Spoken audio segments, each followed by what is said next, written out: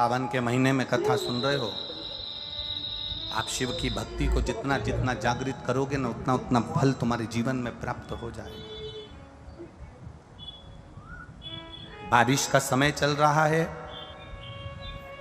एक बेलपत्र आप अगर शंकर भगवान को रोज चढ़ाते हो, एक बेलपत्र शिव जी को रोज समर्पित करते हो, तो मन में एक संकल्प इस बारिश के मौसम में, इस सावन के महीने में एक संकल्प भी तुम्हारे भीतर आना चाहिए कि एक बेलपत्र अगर मैं शंकर भगवान को चढ़ाती हूं, मैं जिंदा हूं, तब तक तो देवादिदेव महादेव को बेलपत्र चढ़ाऊंगी, पर मेरे मरने के बाद मेरे बच्चों ने, मेरी बेटी ने, मेरे दामाद ने, मेरे बेटे ने, मेरी बहू ने, पोता पोती ने शंकर जी पे बेलपत्र नहीं चढ़ाई तो मरने से पहले ऐसा काम कर जाना, जैसे बीमा कर कर जाते हो तो बीमे की रकम तुम्हारे घर के लोगों को मिलती है, जमा तुम करते हो, रकम तुम्हारे परिवार वालों को मिलती है, उन परिवार वालों का भला कर कर जाते हो, उसी तरह एक भला अपना भी कर कर जाना और संसार सागर का भी कर कर जाना।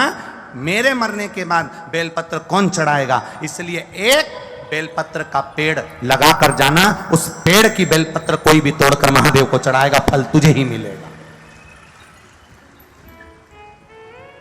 एक बेलपत्र का वृक्ष तुम भी लगा कर जाओ, उस बेलपत्र के पत्ते को कोई तोड़ेगा, शंकर पर चढ़ाएगा, फल मुझे मिलेगा। उस बेलपत्र के पत्ते को कोई तोड़ेगा, शिव को समर्पित करेगा, उसका फल मुझे मिलेगा। मैं चली भी गई, वृक्ष तो रहेगा, पेड़ तो रहेगा।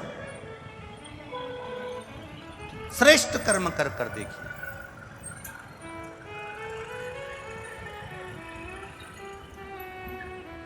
और जब श्रेष्ठ कर्म हम करेंगे तो उसका सुख हमको मिलेगा, निश्चित प्राप्त होगा। ये जो पीठिका होती है, इस पीठिका में एक मिनट देखो, इसको इससे समझ लो। ये जो पीठिका है, ये पीठिका माता पार्वती जी का हस्त कमल, इस पीठिका, ये भगवान शंकर का शिवलिंग हो गया। ऊपर से जो जलाधारी में से एक एक बूंद पानी नीचे टपकता है, वो भगवान शंकर की 5 बेटियां जया, विषहरा, शामली बारी, दौतली और देव। और इस पीठिका के सम्मुख में जहां से पानी नीचे गिरता है, जहां से ये जो भाग आगे जाके होता है, जहां से पानी नीचे गिरता है, इसके राइट में श्री गणेश जी, लेफ्ट में श्री कार्तिकेय जी, और मध्य में एक मोटी सी, प्रत्येक शंकर के शिवलिंग की जलाधारी में एक मोटी सी बीच में एक लाइन होती है, मोटी सी। वो स्थान अशोक सुंदरी का होता है, वो स्थान अशोक सुंदरी का होता है, उसको अशोक सुंदरी का स्थान।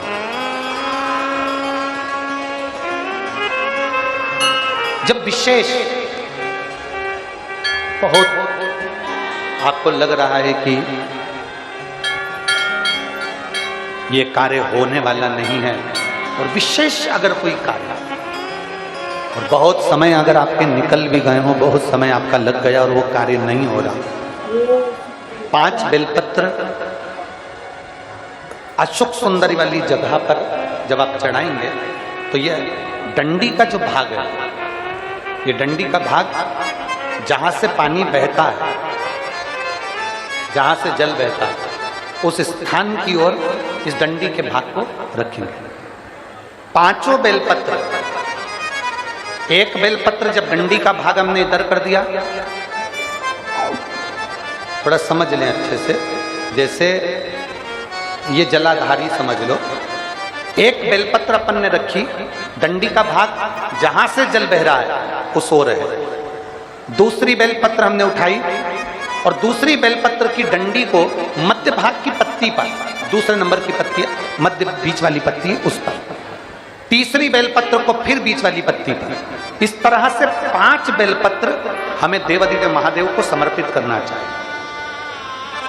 5 बेलपत्र पर अपनी 3 उंगलियां भगवान शंकर की 5 बेलपत्र पर स्पर्श, और 1 लोटा जल भगवान शंकर को पंचाक्षर मंत्र नमः शिवाय, षडाक्षर मंत्र ओम नमः शिवाय या श्री शिवाय नमस्तुभ्यम कहकर जल चढ़ाने की दिशा हमने पहले भी आप लोगों से कहा, अगर विशेष कोई कामना से हम जल चढ़ाते हैं, विशेष कोई मन की बात है और वो नहीं हो रही उसके लिए हम जल चढ़ाते हैं, तो ध्यान रखने वाला विषय है जहां से जल बहता है उसके ठीक विपरीत में आप बैठे। जल उत्तर की ओर जा रहा है, आप दक्षिण में बैठ लो, दक्षिण में बैठकर उत्तर की ओर मुख कर लो, क्योंकि जल उत्तर की ओर जा रहा है। इधर जल जा रहा है तो आपका बैठना इधर होना चाहिए, इधर जल जा रहा है तो आपका बैठना हम जहां बैठे ऐसा होना चाहिए। इधर जल जा रहा है तो आप जैसे बैठे हो वैसा होना चाहिए। वहां बैठकर 5 बेलपत्र रखकर उंगली का स्पर्श कर पंचाक्षर मंत्र या षडाक्षर मंत्र या श्री शिवाय नमस्तुभ्यम बोलकर फिर जल की धार दोनों हाथ से देवादिदेव महादेव को अपने मन की कामना कर अशोक सुंदरी से अपने दिल की बात कहते हुए चढ़ाइए। 2 या 2.5 महीना होगा और देवादिदेव महादेव आपका वो कार्य सफल करेगा। शिव को पाने के लिए बहुत कहीं कोई आडंबर कोई दिखावा नहीं, केवल विश्वास, केवल भरोसा शिव को।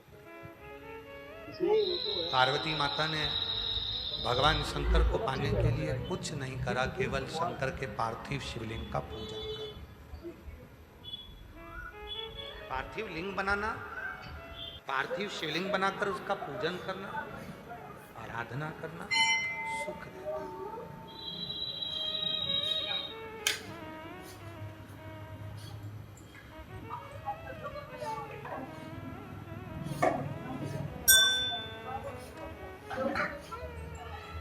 जैसे शिव जी का एक नाम है ब्रह्मेश्वर महादेव।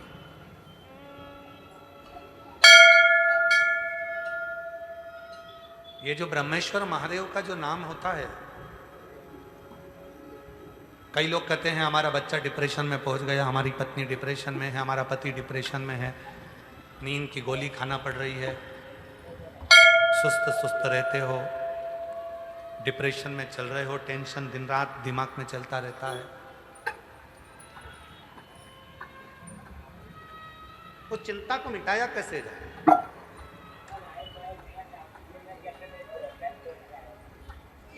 सात बेलपत्र भगवान शंकर के शिवलिंग पर चढ़ाकर सावन के महीने में 2 लोटा जल शंकर भगवान को, आप लोगों को मालूम है ना, सारे समय पर 1 लोटा जल और सावन में 2 लोटा जल।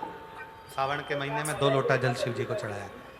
और अगर चिंता ज़्यादा है, टेंशन ज़्यादा है, डिप्रेशन चल रहा है, गोलियों पर गोलियां खाना पड़ रही है, बीपी की गोलियां बार बार खाना पड़ रही है, तो ब्रह्मेश्वर महादेव का नाम लेकर शिव पर 7 बेलपत्र चढ़ाकर, और अगर 7 ना हो तो 5, 5 ना हो तो 3 बेलपत्र शिव को चढ़ाकर दोनों हाथों के लोटे का जल धीरे धीरे शिव जी पर चढ़ाएं, और उसी में से थोड़ा सा जल लेकर जो बहुत टेंशन में हो, डिप्रेशन में हो, चिंता में हो, उसको उस जल का आचमन कराना प्रारंभ करो। 3 से 4 दिन के अंदर वो डिप्रेशन से बाहर निकलेगा, अपने कार्य में रुचि रखेगा और उसको प्रसन्नता। ब्रह्मेश्वर महादेव, बोलो कौन से महादेव? ब्रह्मेश्वर। बोलो ब्रह्मेश्वर महादेव की। पार्थिव शिवलिंग के निर्माण को माता पार्वती जी ने किया और उसका फल मां जगत जननी जगदम्बा अम्बा को प्राप्त।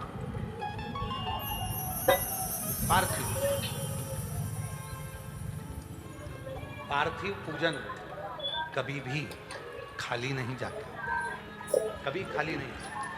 पार्थिव पूजन अगर किसी ने करी है तो खाली नहीं जाएगा। आप लोग 11 अगस्त को जो सावन की शिवरात्रि है, उस दिन जब आप शाम को 7 बजे पूजन करें, भले आपकी थाली में पूजन का सामान हो ना हो, केवल पार्थिव शिवलिंग बनाकर बैठ जाओ। जब हम जल चढ़ाएं, आप भी साथ में जल चढ़ाओ। धीरे धीरे बाबा को बस दिया लगाकर बैठ भी गए, कुछ भी नहीं है तो भी बेलपत्र पत्र चढ़ाकर अगर जल चढ़ाओगे साथ में, तो निश्चित है कि पार्थिव पूजन का फल तुमको प्राप्त जरूर। किसी किसी के यहाँ आज भी सिंदूर नाक से भरा जाता है तो मांग के मध्य तक भरा जाता है। आज भी शिवजी ने जब मांग में सिंदूर दिया, वो सिंदूर नासिका पे आकर गिरा, नासिका। और जब नासिका पर आकर गिरा, अब देव अधिदेव महादेव ने कह दिया, सुनो पार्वती, आज मैं संसार की प्रत्येक नारी को एक वर देता हूं कि नारी चाहे छोटे से बच्चे के कपड़े धो ले, नारी चाहे अपने घर के बुजुर्ग के कपड़े धो ले, नारी चाहे झूठे बर्तन मांज ले, नारी चाहे अपने पति के झूठे बर्तन मांज ले, कपड़े धो ले, सारा काम कर ले, उसके बाद भी नारी अगर एक क्षण के लिए मेरे मंदिर तक आ रही है तो वो कभी अशुद्ध नहीं हो सकती, वो शुद्ध की शुद्ध ही है, वो अशुद्ध नहीं है, उसमें अशुद्धता का भाव नहीं। आज के जमाने में बहुत बड़ा बड़ा आडंबर हो गया, शिव जी को हाथ मत लगाना, इस मंदिर में प्रवेश मत करो, इस मंदिर के अंदर कोई जा नहीं सकता, शंकर जी को कोई हाथ नहीं लगा सकता, भगवान को कोई छू नहीं सकता। ए भाई, शिव पुराणों को अगर अच्छे से अध्ययन करो तो स्वयं देव अधिदेव महादेव कहते हैं, जब मेरे पास में मेरे भक्त आते हैं, उनको देखकर जो मेरे चेहरे पर प्रसन्नता आती है, वो मुझे फूल चढ़ाने से भी नहीं आ सकती।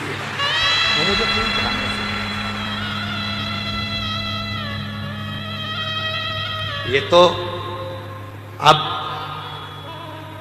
जब मंदिर हो सारे के सारे शंकर जी के मंदिर में भक्तों का जाना चालू हो गया, तो अब लोगों ने थोड़ा सा ये क्रम चालू कर दिया, शाम को भगवान का श्रृंगार हो जाता है, हम जल नहीं चढ़ाने देंगे, शाम को शिव जी को पानी मत चढ़ाना, शाम को शंकर जी को जल मत चढ़ाना। ये अब चालू हुआ। पहले तो मेरा भोला बाबा पेड़ के नीचे बैठा है, ओटले पर बैठा है, दरवाजा भी नहीं है, मंदिर भी नहीं है, खुले आसमान में बैठा है, रात दिन सुबह शाम जब तेरी मर्जी पड़े तब तेरे बाप के पास आ, तब तेरे शिव के पास आ, जब तेरा मन हो। एक पूजन आपको बताई थी, एक उपाय आप लोगों को बताया था, रात्रि के 9 बज के, जम के बोलो 9 बज के 15 मिनट वाला, वो ऐसा शस्त्र है, अब कई लोग उसका विरोध भी करें, सियोर वाले बाबा तो हर कुछ बता देते हैं, रात को 9 बज के 15 मिनट पर शंकर जी को जल चढ़वा रहे हैं। ए भाई, पेट दुखेगा ना तो बच्चा अपने पापा और मम्मी से ही कहेगा, बच्चे को दर्द होगा तो वो अपने माँ बाप से कहेगा, दरवाजा बजाएगा, पापा मम्मा आई, दरवाजा बजा। ये संसार का मनुष्य का बाप देव अधिदेव महादेव है, जब इसको दुख आएगा तो कहां जाएगा, किससे कहे, किसको बोलेगा।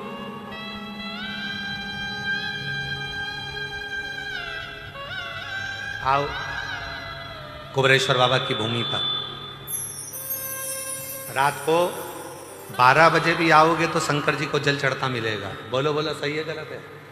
1:30 बजे रात को भी आओगे तो शिव जी को जल चढ़ता मिलेगा, 2 बजे रात को भी आओगे तो शिव जी को जल चढ़ता मिलेगा, 3:30 बजे रात को आओगे तो शिव जी को जल चढ़ता मिलेगा, 6 बजे भी आओगे तो जल चढ़ता मिलेगा, दिन भर जल चढ़ता मिलेगा।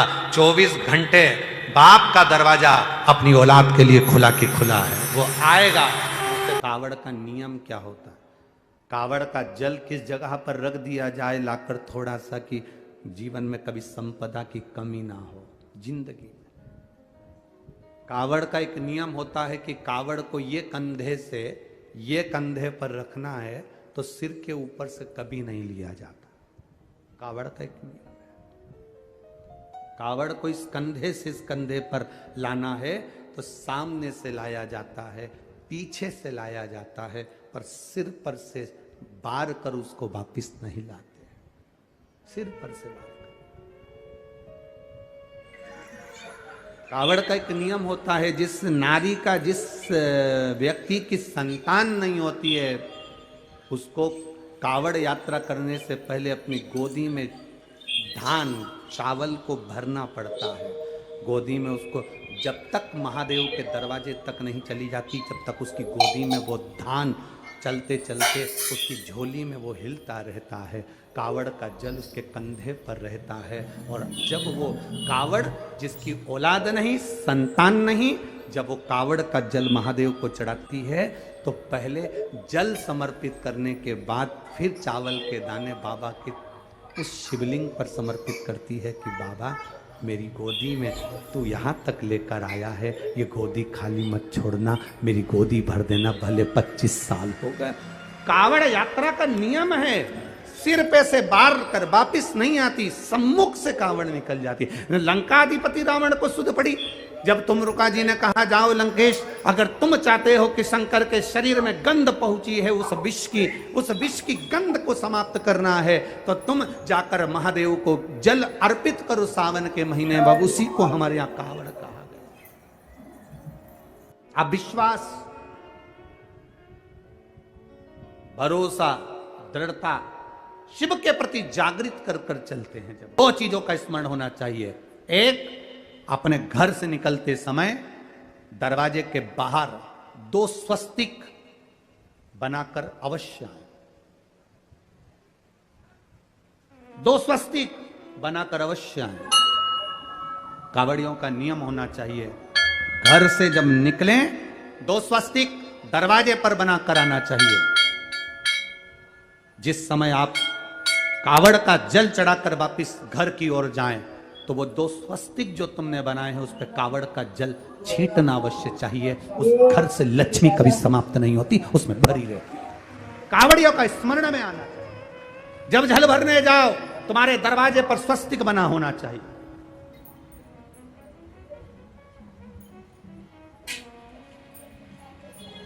तुम्हारे दरवाजे पर 2 स्वस्तिक का स्मरण होना चाहिए।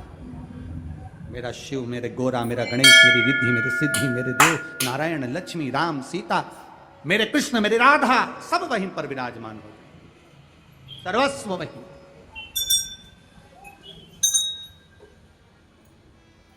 कावड़ियों को स्मरण, और कावड़ियों को इस बात का भी स्मरण रखना चाहिए कि अपनी कावड़ यात्रा, जैसे सीहोर में तो 10-11 किलोमीटर की है, सीहोर सीवन नदी से जल भरा और 11 किलोमीटर दूर बाबा कुबेर भंडारी को चढ़ाया। आप सुल्तानगंज से भर रहे हो, हरिद्वार से भर रहे हो, आप प्रयागराज से भर रहे हो, जहां से भी आप जल भर रहे हो या अपने नजदीक से भर रहे हो, जितनी दूर तक कावड़ लेकर जा रहे हो उतनी दूर तक तुम्हारे मुख से व्यर्थ की बात ना निकलते हुए भगवान का नाम निकलना चाहिए। बोल बम का नारा है बाबा, बोल बम, बोल बम, बोल बम, बोल बम। मेरी जितनी जीजियां बैठी हैं, जितने मेरे जीजा बैठे हैं, जितनी मेरी बेटियां बैठी हैं, जितने मेरे बेटा बैठे हैं, जितने मेरे बुजुर्ग माँ बाप बैठे हैं, सावधानी से सुनिएगा। और जो आस्था चैनल पर, फेसबुक, यूट्यूब पर, सोशल मीडिया पर इस पवित्र कथा को सुन रहे हैं, वो भी सावधानी से सुन।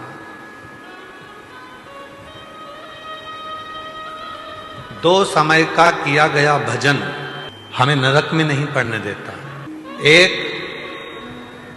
जिस समय पर अपने कुल में किसी को बच्चा हो रहा हो, बच्चा जन्म ले ले और उसकी नाल कटे, उस नाल कटने के समय पर जो भजन किया जाता है, नाल कटने के पहले, बच्चा जन्म लिया, नाल कटने के पहले जो भगवान का एक बार भी अगर नाम ले लिया तो समझ लेना कि जिंदगी में दूसरा जन्म नहीं हो सकता। भगवान का भजन।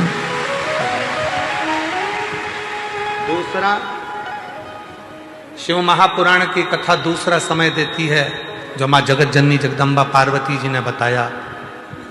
जिस समय पर संसार का मनुष्य अपने घर से जल लेकर, जैसे मां पार्वती जी नदी से जल भरकर, सरोवर से जल भरकर, बावड़ी से जल भरकर पार्थिव शिवलिंग का पूजन करने के लिए जाती थीं, जिस समय पर संसार का मनुष्य अपने घर से जल भरकर शंकर के मंदिर तक जाता है, जितनी देर उसके हाथ में कलश रखा रहता है पानी का, उतनी देर अगर उसके मुख से 2 बार भी शिव का नाम निकल जाता है तो फिर संसार में उसका जन्म नहीं होता। वो शिव का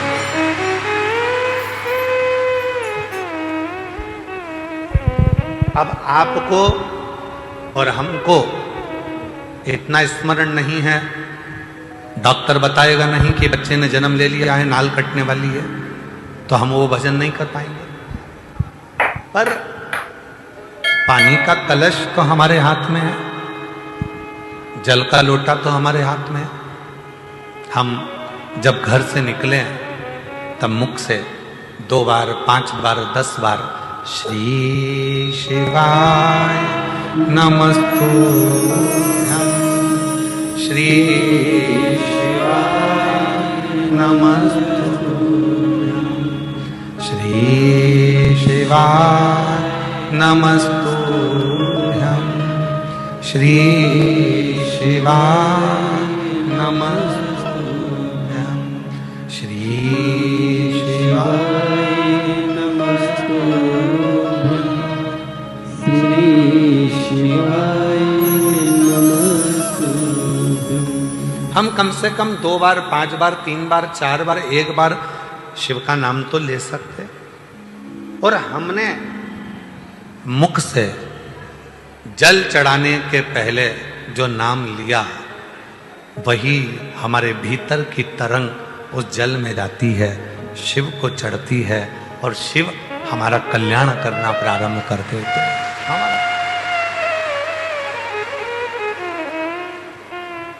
कितना सुंदर कहा है।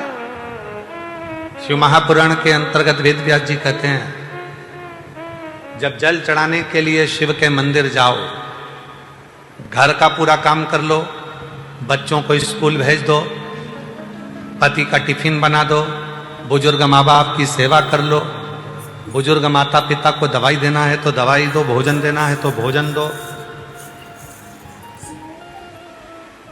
पूरा घर का काम निपटा लो, झाड़ू पोछा भी लगा लो, बर्तन भी मांज लो। और जिस समय 24 घंटे में से भी अगर 1 मिनट तुम्हें दिखे कि ये मेरा 1-1.5 मिनट खाली है, उस समय पर 1 लोटा जल भरो और शंकर के पास पहुंचो।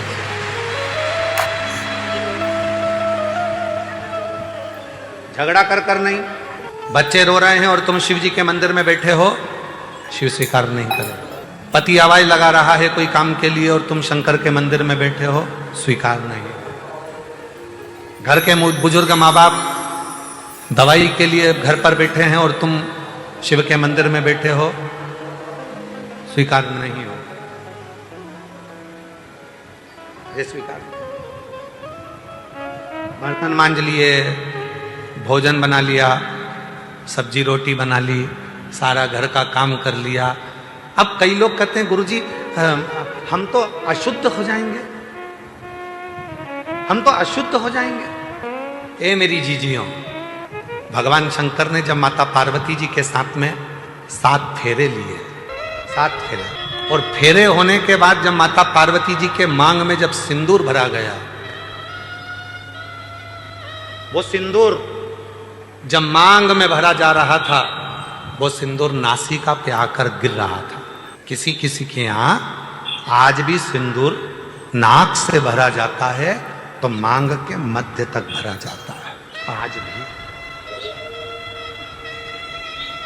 शिवजी ने जब मांग में सिंदूर दिया, वो सिंदूर नासिका पे आकर गिरा, नासिका। और जब नासिका पर आकर गिरा, अब देव अधिदेव महादेव ने कह दिया, सुनो पार्वती, आज मैं संसार की प्रत्येक नारी को एक वर देता हूं कि नारी चाहे छोटे से बच्चे के कपड़े धो ले, नारी चाहे अपने घर के बुजुर्ग के कपड़े धो ले, नारी चाहे झूठे बर्तन मांज ले, नारी चाहे अपने पति के झूठे बर्तन मांज ले, कपड़े धो ले, सारा काम कर ले। उसके बाद भी नारी अगर 1 क्षण के लिए मेरे मंदिर तक आ रही है तो वो कभी अशुद्ध नहीं हो सकती, वो शुद्ध की शुद्ध ही। श्री शिवाय नमस्तुभ्यं। हर हर महादेव। पूज्य गुरुजी ने इस वीडियो में श्रावण मास में किए जाने वाले उपायों के विशेष महत्व बताए हैं। इस वीडियो के माध्यम से पूज्य गुरुजी ने कथा में जो जो उपाय बताए हैं वो इस वीडियो में दिए गए हैं। वीडियो को अच्छे से देखकर समझकर इन उपायों को आपको अवश्य करने हैं। श्रावण मास एक पवित्र महीना है जो भगवान भोलेनाथ को अति प्रिय होता है। अगर भगवान भोलेनाथ को आपको प्रसन्न करना है तो आपको श्रावण मास में उनकी पूजा अर्चना आराधना अवश्य ही करनी चाहिए। और कुछ भी ना कर सको तो 2 लोटा जल भगवान भोलेनाथ को अवश्य अर्पित करें। इससे आपकी हर मनोकामना, आपकी हर इच्छा पूरी होगी। भगवान भोलेनाथ का आपको आशीर्वाद प्रदान होगा। श्रावण मास में आप जो पुण्य कर्म कर सकते हैं वो आप अवश्य करिएगा। वीडियो में अच्छे से देखकर समझकर इन उपायों को आपको अवश्य करिए। वीडियो अच्छी लगे तो like share and subscribe, comment में श्री शिवाय नमस्तुभ्यम हर हर महादेव अवश्य लिख देना। जाते जाते चैनल को सब्सक्राइब अवश्य कर देना। जय श्री राम, हर हर महादेव, जय श्री महाकाल।